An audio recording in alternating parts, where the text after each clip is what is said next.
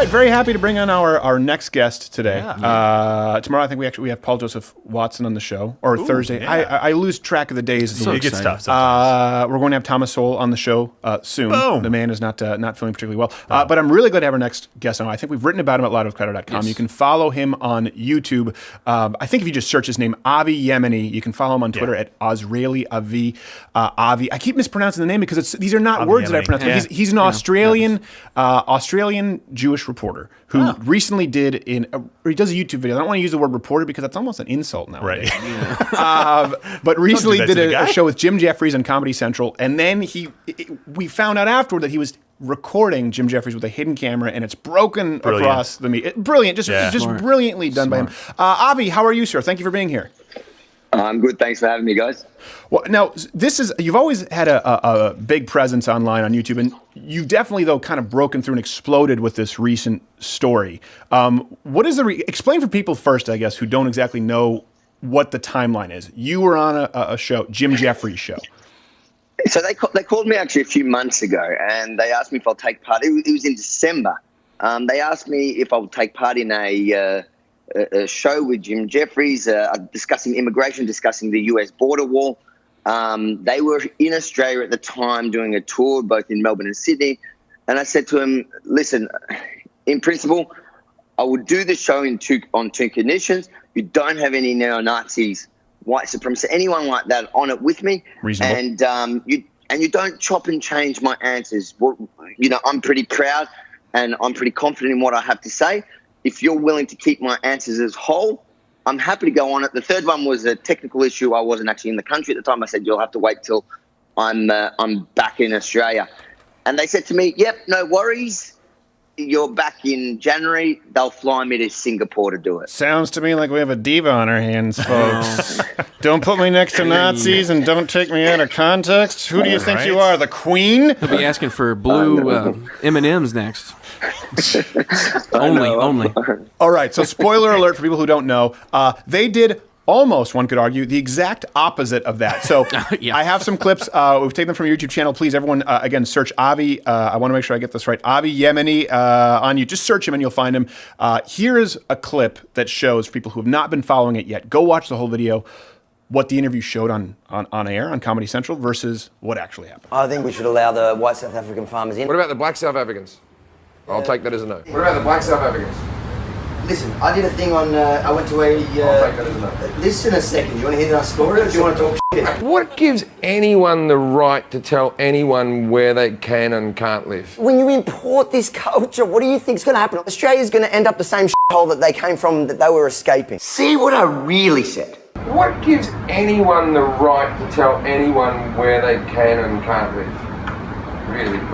Borders? I know borders, but wouldn't it just be nice if we got to a place in society where we had a utopia where we all just lived as on a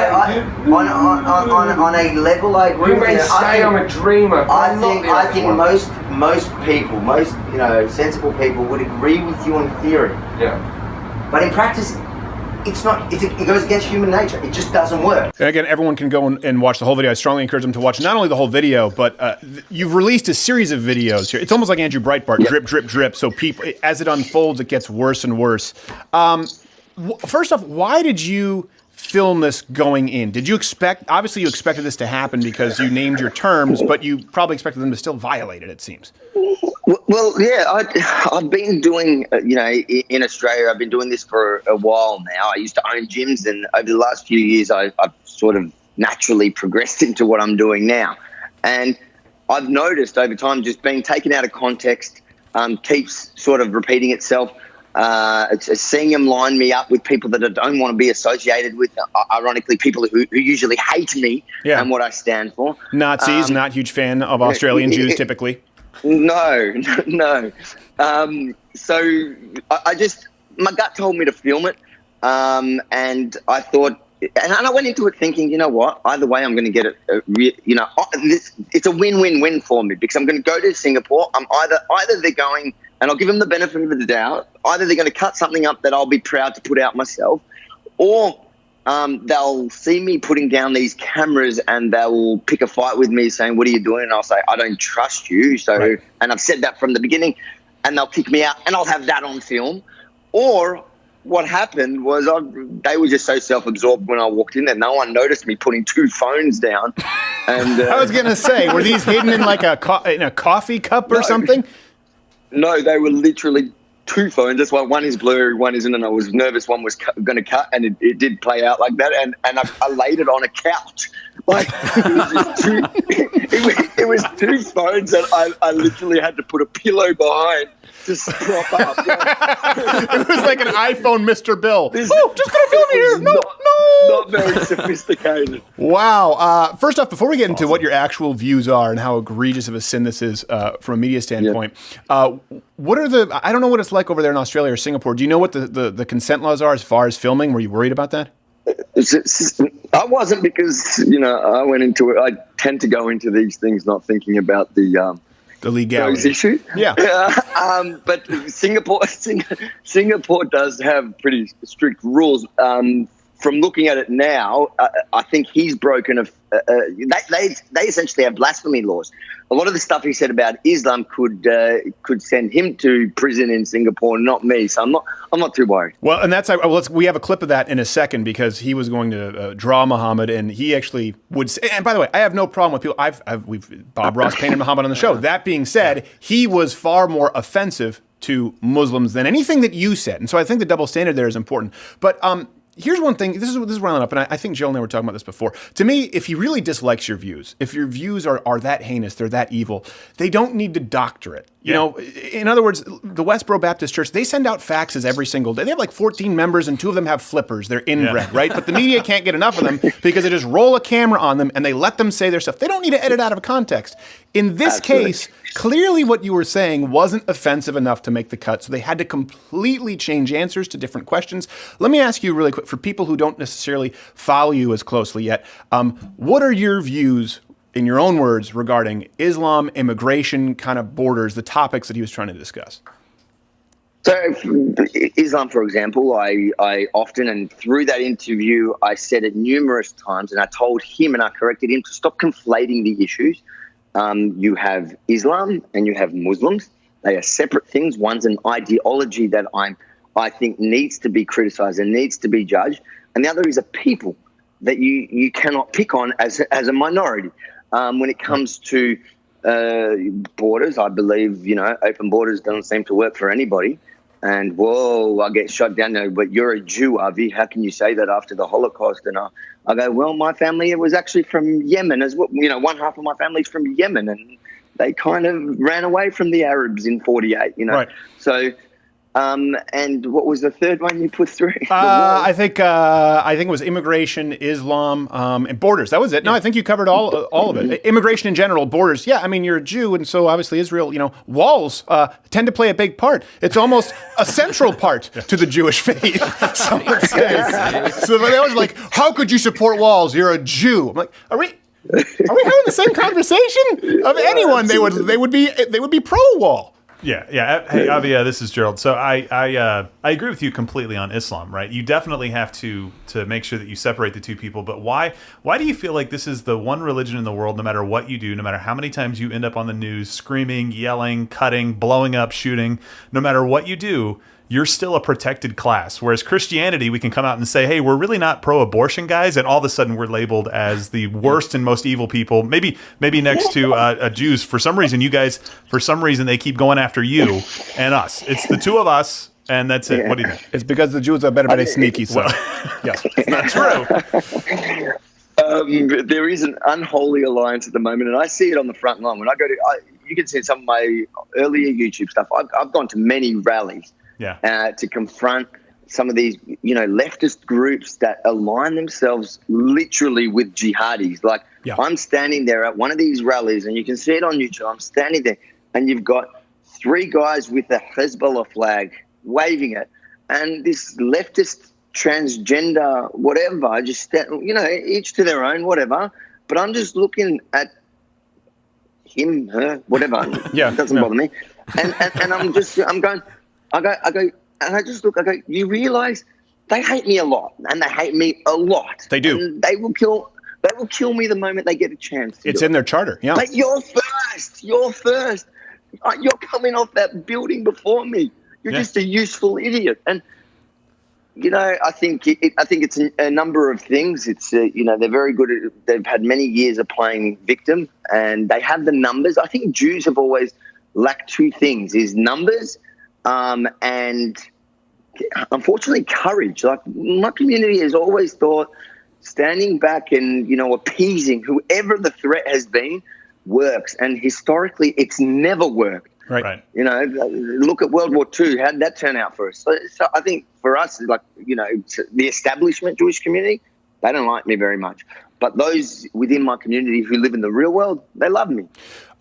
Before, actually, I want to move on and get to kind of white supremacy, because they tried to falsely label you with that. Well, I don't want to say falsely. I want to let you speak for yourself. Maybe you're one of those Jewish white supremacists. I have no idea. But I do want to show the clip here. Do we have it? Of Jim Jefferies and what he did off air with Islam.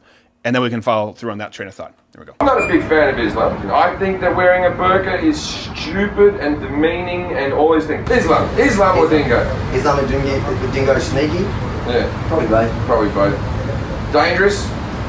Probably both. Probably both. The dingo ate her baby.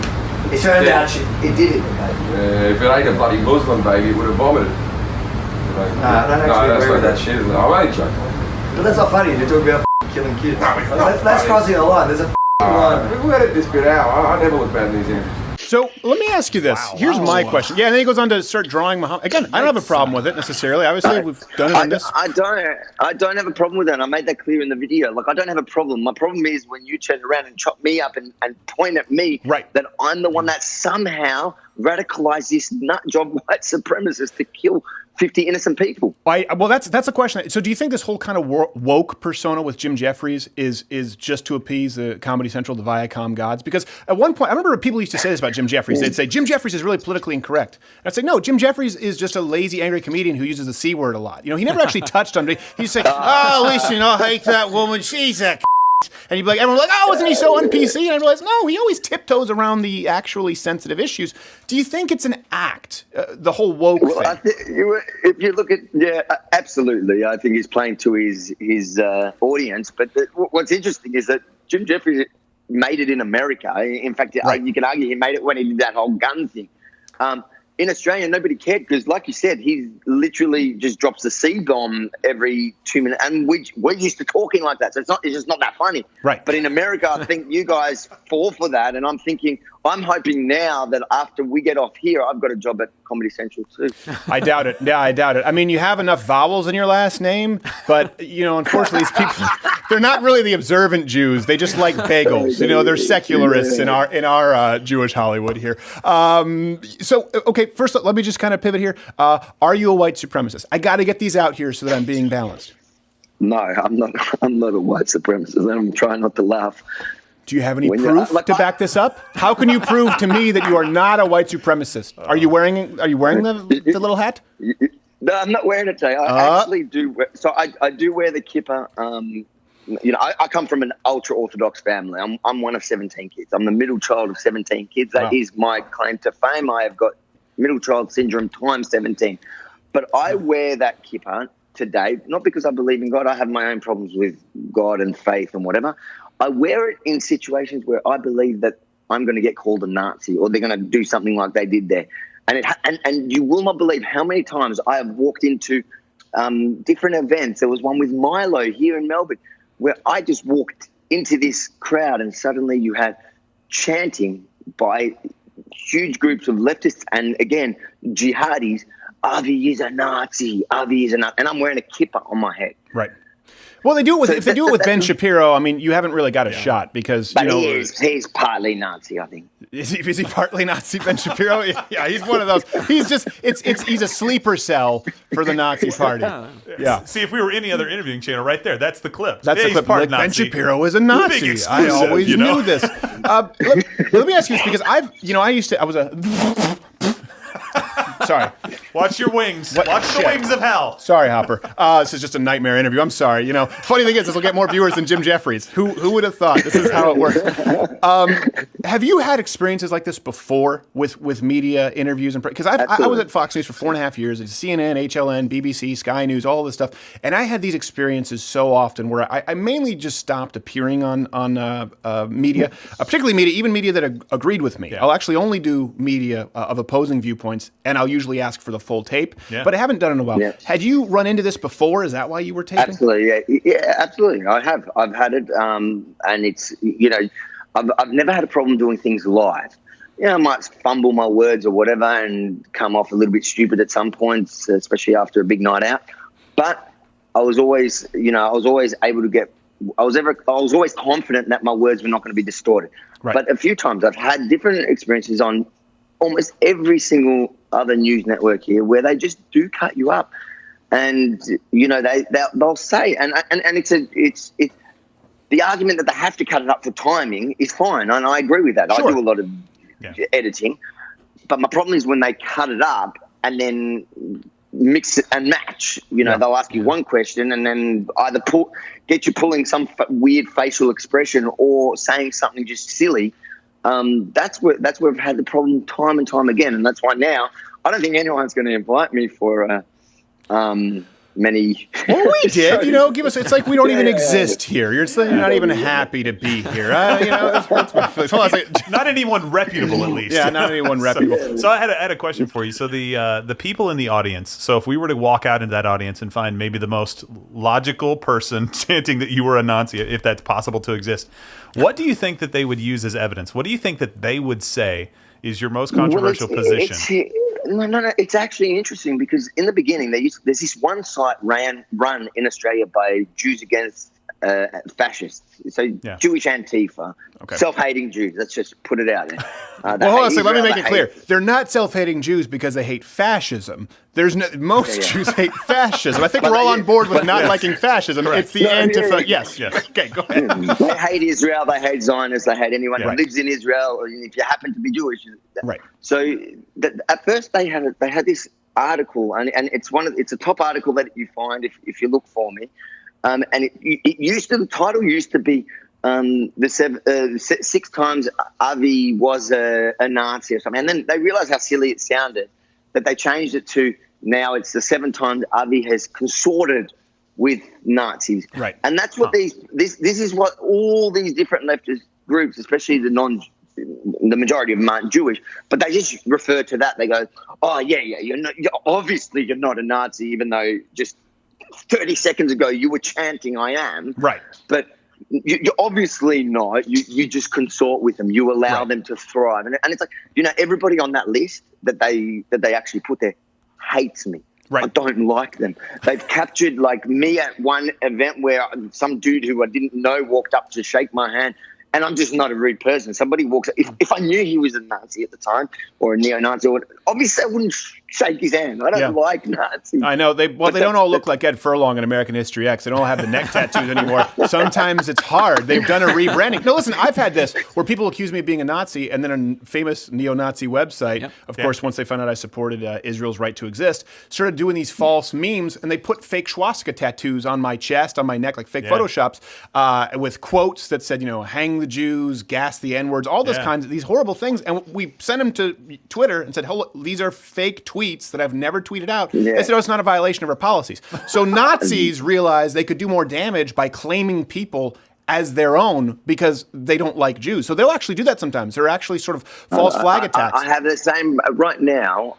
So following the Jim Jefferies thing, I've been kicked off Facebook again. But now, if you look up my name, any pages, they're all fake pages in my name that do similar things. Right. So if you go on, and I've reported them, but those don't breach any of their terms. No, they don't. You know, they're pesky community standards. Right. always things with seems legal to lead precedent to like hate speech. libel and slander. Like, no, we're more offended that, you made a transgender man. And I go, hold on, was that male to female or female to male? Like, you know what, let's just go with pansexual. We don't really want to go with the drop-down menu today and have to do a whole redesign. Yeah, it really is a remarkable time that we're living in, where they just throw around this moniker, Nazi, all of the time. What's the fallout here? First off, I think Sam Roberts and Jim Norton were talking about this. They said, could you imagine if a conservative show had done this? And they actually said, if Louder with Crowder, they mentioned this show, it was very kind of them to say, if they had edited someone out of context. We have had far left people on the show. Yeah. You will never find someone on this show who will say that we've edited them out of context or screwed up the timeline sequence. We've had 2 guests who we've ever edited. One was because the guest requested afterward it was something that was a liability, and one was a guy who basically fell asleep and was so boring. We're like, we just can't run this. We never do that, and it's by design. This is also an entertainment show. So I understand, like you said, you have to edit for time, especially if it's a comedy show. But when I watched this segment, by the way, it wasn't really designed for comedy, for laughs. It was much more so designed around making a political statement, whereas Jon Stewart would go for the funny first often. Yeah. Absolutely, and that's the thing. The argument that it's just a comedy show and you should not. Are you telling me that he went into that to make a whole joke about the Christchurch massacre? Because that's almost worse. Right. Yeah. And so it obviously wasn't a comedy thing. It was obviously there designed to invoke people's. Well, here's the thing also, what's the joke? It's like, Avi's a Nazi?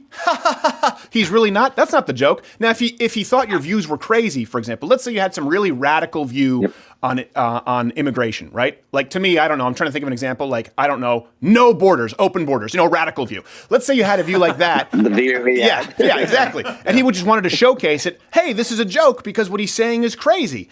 But you're not going in for comedy if you're saying he's a Nazi. And he's not. That's not a joke. That's just a lie. His angle, if you watch it, his angle was literally going, the joke was, you see, the one thing that can unite Jews and Nazis today is their joint hate for Muslims. That was literally what he said in there. Yeah. Which was factually wrong, disgraceful, and to do it after Christchurch is just offensive. And I'm not someone that's easily offended. Right. But if I did, I'm just so grateful that I put those I just imagine today if I'd done that interview and let that air and not had my own footage to kind of you would have never been able to clear your name. I had that happen before. I had it happen where articles in Washington Post or Young Turks would do videos about, and back then I didn't have a platform. I didn't have the forethought, so I was never able to clear my name. It's an amazing time now where you can.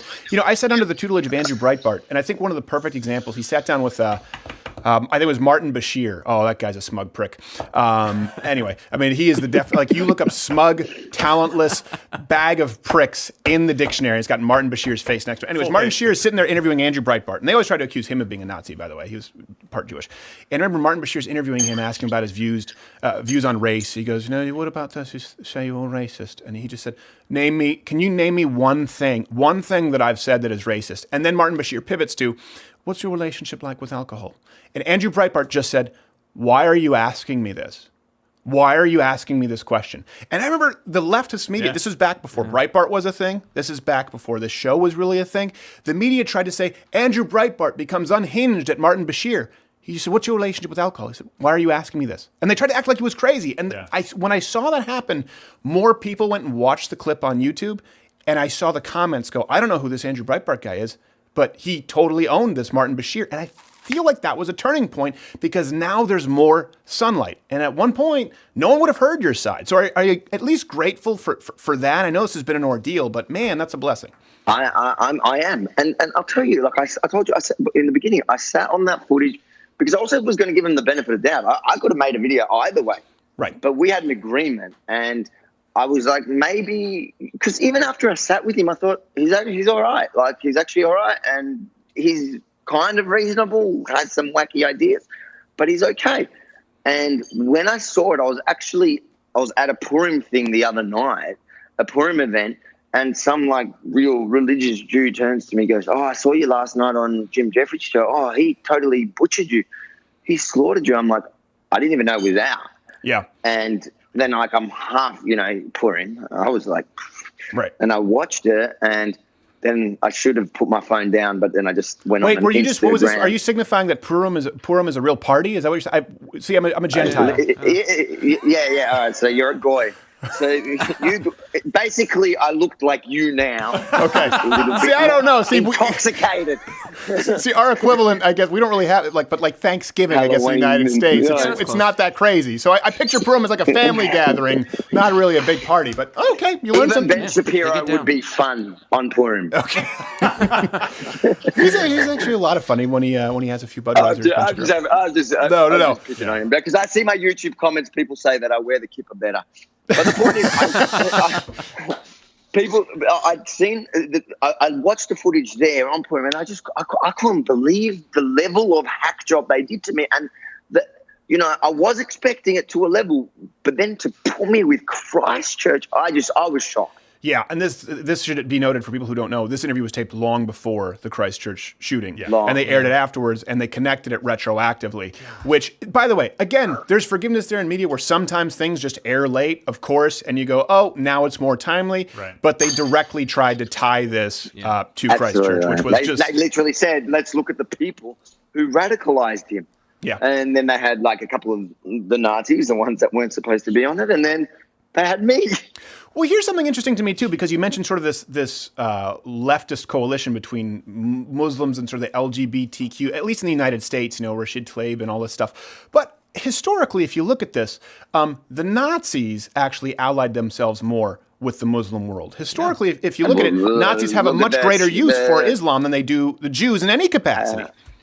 Absolutely. Look at the Mufti of Jerusalem and Hitler were literally met. Right. So there is an alignment. And look, I also believe if you look at the ideologies, there are a lot of similarities there where it does align. Yeah. Yeah, it's a political prescription and ideology. That's the thing with Islam that's very different from most religions. People don't understand. It is a political prescription. It outlines how you're supposed to also run a system of government. Yeah, it does also have the religious things. Sure. It does have the religious aspects to it, and that's fine. And that's the part that you and me probably, and the majority of people that are that have an issue with it, don't have an issue with that aspect of Islam. It's more the political. Right. And, the whole jihadi side. Yeah, that's kind of an issue for me. Once people start blowing people up, I go, hold on a second. Wait, I think we crossed some lines. A little bit of a line. Well, again, this is another thing that I pointed out in the show, in the actual thing. I said to him, listen, I don't have a problem. Like, I come from what you can argue is a fundamentalist religious sect. I know what fundamentalism in religion kind of does to people. Right. I think I'm good friends with the chief rabbi of Australia. I always tell him, I think you guys are all nuts. You all believe in fairy tales, but I don't care. It doesn't bother me. I enjoy having a drink with you guys. I enjoy talking, discussing issues, whatever. My problem is when your ideas and your religion or your God is preaching to you to hurt me or kill me. Yeah. That's where I kind of draw the line. Yeah, I've even said that when people try to paint, to go back to the Westboro Baptist Church, I'm like, well, hold on a second, they're not really Christians. They're 14 members. They're not aligned with any mainstream Christian denomination. But even then, I go, hey, hold on a second, they're not Christians. They're jerks. But the guy has a sign that says God hates f***s. I go, he has the right to do that. I think he's a jerk, but it doesn't really, he's not hurting anybody physically. And I understand if people want to get into specifics as far as libel laws, if they claim something about somebody. But even then, there's some crazy religions out there where I go, everything they think is wrong. I don't care. It's when you physically commit acts of violence and do so consistently on a global scale in the name of religion. And also when they're consistently inciting it. Yes. You'll kick me off Facebook for hurting somebody's feelings, but every Friday in any kind of religious structure, you can hear incitement against me. Yeah. Every single week. Or just hear any Farrakhan sermon. Any Farrakhan sermon in the States. Yeah. I'm like, how is this still a thing? This is unbelievable. Blows my mind. So, one of the things I wanted to bring up, it's really ironic or interesting. I'm not sure which. I think Courtney's going to get on to me for saying ironic in the wrong place. Probably. It's that they are saying that you're a Nazi, and they're doing something that Nazis have done. They're doing something that people in the United States did with kind of the Red Scare with communists. They basically just throw everything you say under this umbrella term so that nobody will believe you because of that one thing. That's exactly what the Nazis did to discredit Jews, right? That was all the propaganda. That's exactly what some politicians in the United States did to credit somebody who was a communist, right? That lived in the United States. It's so strange, and I guess you're now this cautionary tale. If you're going to do an interview with somebody, make sure you get the footage, right? Yeah. Like that's a really difficult thing to do, but you have to fight that because right now we live in a society where you can just throw somebody under the bus by saying Nazi, just like Ben Shapiro got done by The Economist. Alt-right is like, are you serious? Yep. Like now everybody. That's a good point, is though, kind that of- they use that same kind of propaganda against the Jews. The Nazis used it That's against exactly the what Jews, they and now did. they're using it, painting everyone as a Nazi. Yeah, they showed movie theater footage of rats running and talking about Jews, right before movies. They did the same thing with Japan, showing them as these hulking beasts coming to like pull your skull out of your head. Like, I'm not kidding. They showed the It's Japanese crazy, as right? hulking beasts. Yeah, it was a little out there, right? They had a little bit of too much art budget on that one, but Is there a question coming, Gerald? Because I'm very physically, There is a question. uncomfortable. So the question is Must have how, turned back my pipes. short of just asking for this footage and short of having the platforms like this, how do you get the message out to people? I mean, because it's got to be very frustrating. You're right in the middle of it. That's a good question. Stop with the question. Yeah. All right, Avi. That's What's your answer? How do other people fight it who don't necessarily have your platform? Well, I didn't always have my platform. That's the thing. Like, you know what? I think today people are looking for the truth, and that's why now, when I first lost my first Facebook page with 200,000 followers, it killed me. I was gutted because it was the only platform I used, and I thought that's the end of me having a platform. Mm-hmm. And then I just opened different accounts on all the other platforms, and I realized that people are just looking for the truth today. There is so much rubbish out there, and there is so much shoved down everybody's throats through the mainstream media, especially. That people are looking for the truth. So if you just keep producing the truth, and right now, like I know my phone is probably not going to cut it anymore, so I'm going to invest in a little spy camera because I don't think anybody's not going to. I think they're going to take my phone away. You have it duct taped to your chest? What's that, Avi? Nothing. It's my new pacemaker. It's a religious symbol. I need uranium to keep my heart beating properly. My name is now Stark. Please just continue with your day. No, I think you're right. And I didn't always have this platform. And I noticed a big shift because I was public enemy number one on YouTube for a long time because there was no one else there. Back in 2008, 2009, no one. And now there is more of a coalition. You have a coalition, by the way, of people like serious libertarians. Then you have traditional conservatives. And you do have some alt-right people on there with whom I would disagree. But you do have a much broader coalition than just the far radical left, which, by the way, I feel confident saying is all of mainstream media now. Yeah.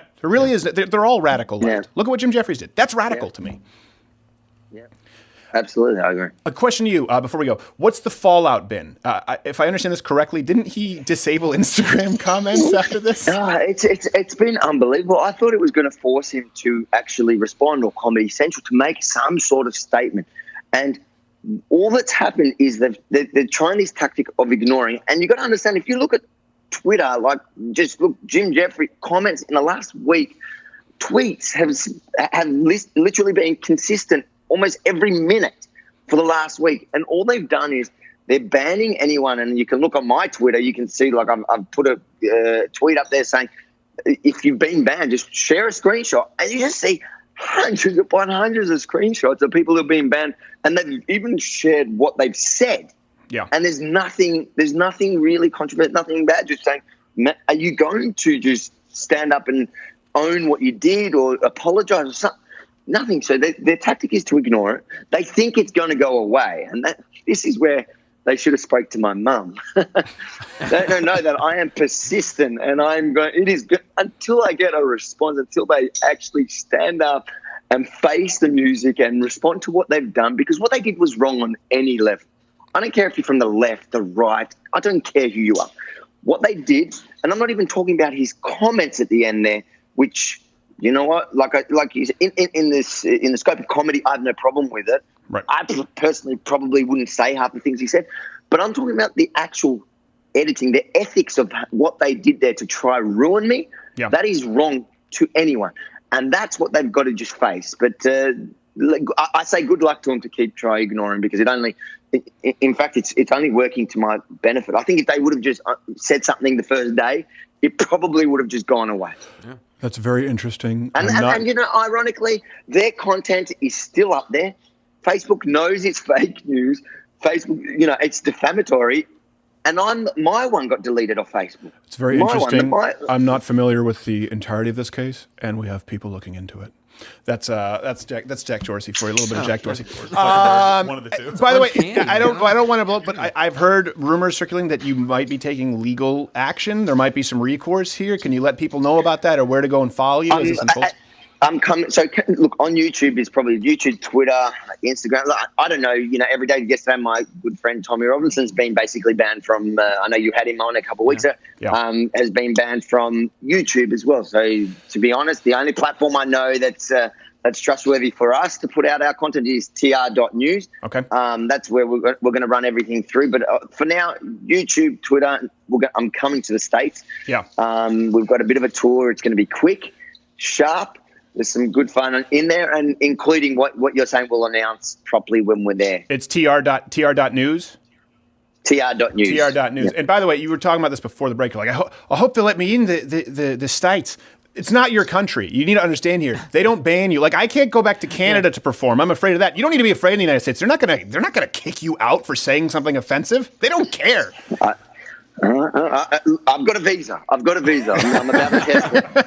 I'm about to test it because, I just question because obviously Comedy Central knows I'm coming. Yeah. I haven't hidden that fact. I've been pushing this idea. I'm calling it my American tour to fight the fake news. So I want to see how far Comedy Central is going to push it because because I've been to America a number of times, I've never had a problem. So if I get there and I'm not let in, we know exactly what it is and who's behind it. I don't think that's going to happen. I mean, you might have problems with your visa as far as earning here, but you can still come here and visit. Whereas, for me, I wouldn't be able to go to certain areas of the UK. This is probably the first time a Jew is saying this live on air. I am coming to America not to earn $1. Unless you include running your banks. Is that included? Well, then, all right. Maybe a few dollars. Just some pocket change, yeah? No, I'm just... sorry, but I know you don't run all the banks. Cross the line, man. Oh, yeah, I know. It's almost like Jim Jefferies. Here's the thing. I don't get the Jim Jefferies thing. I don't get the Trevor Noah thing. I always thought Jon Stewart was funny. Yeah. I do think John Oliver is funny. I disagree with him. I think he's funny. I've never gotten the Jim Jefferies thing and the John Oliver thing. I think the Trevor Noah thing. Trevor Noah is worse than Jim Jefferies. Jim Jefferies has at least produced a couple of smirks when I've watched him. Trevor Noah makes me angry. Like, I would rather be watching hardcore pornography with my mother than have to sit through Trevor Noah. It's that uncomfortable. It's that unfunny. We're sitting there like, oh, I can't believe that made air. All right, tr.news, and that's where people can follow your American tours. You come out here. And if there are any legal issues that arise. And I gotta keep it tight-lipped, but I do hope you do something there and hopefully find yourself a good Jewish American lawyer, not named Avenatti. Yeah, there you go. Wait, he's not Jewish. That's why he's not a good. That's why he got caught. Oh, yeah. You don't hire an Italian lawyer. You'll lose everything. All right. Thank you so much, Avi. We appreciate it, brother. We appreciate you helping to shine a light on this. Thanks, mate. Thanks for having me. Hey there. If you like this video, this is the part where I would usually tell you to subscribe, but I can't do it anymore. I'm going to tell you to subscribe, and then YouTube is going to decide that we can't reach you even though you subscribe to this channel, and then I'll say hit the notification bell, and then the notification bell won't even be there anymore. I don't know what to say. More than likely, you'll find my face in a milk carton. But do what you can to stop it. It probably won't do much.